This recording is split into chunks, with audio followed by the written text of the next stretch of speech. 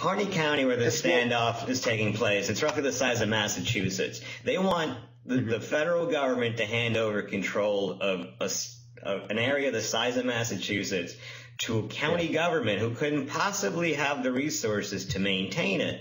And now we see one person's dead. At least 8 others have to now shell out God knows what for legal fees and are facing prison time. Is this really a cause we're dying for?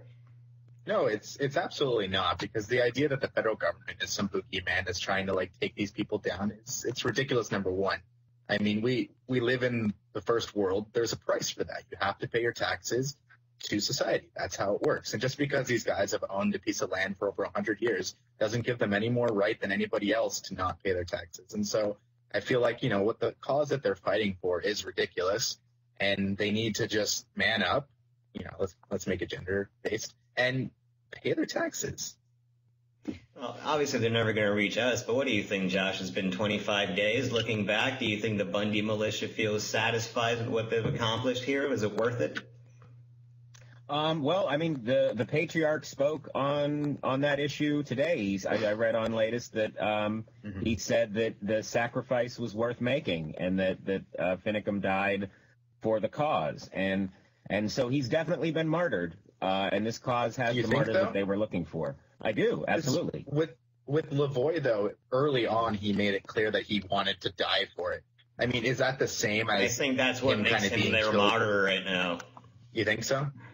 I wonder that, because it's almost like he was begging for it out of desperation rather than like an actual fight took place and, they engaged and he died, let's say, heroically, if you can say that. I don't feel like he did. He kind of rushed at a group of cops and got shot, because that's kind of what happens in America if you charge cops. You die. Yes. We at latest.com have proven that time and time again. At least if you're black, that's the case. Let's just make that distinction. Well, here's the case. But I don't know. The militia members are charged with one count of conspiracy to impede federal officers, which carries 5 years in prison. Peter, do you think there'll be jail time that comes of this? There may be something. I think there's pressure from a lot of sides to let something happen, but I don't expect to see significant jail time. The federal government has not been proceeding that way at all. We could have a long trial. We could have the infamous open-ended investigation, things like that.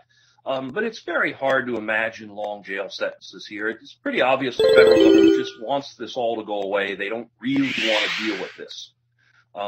That said, I mean, it just seems like it wouldn't be the end of the world to have hostage negotiators in there, the way they do when people hole up in banks with hostages when a robbery goes wrong. Get the guy's mom out there reminding him he's got a lot to live for. Cut off the power and water. Don't let them take rides out to 7-Eleven and get mail, for God's sakes.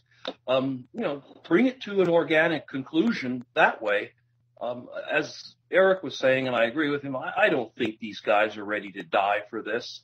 It takes a big decision to say, my life is now going to be over this afternoon. And I have a choice about that, but I choose to end it.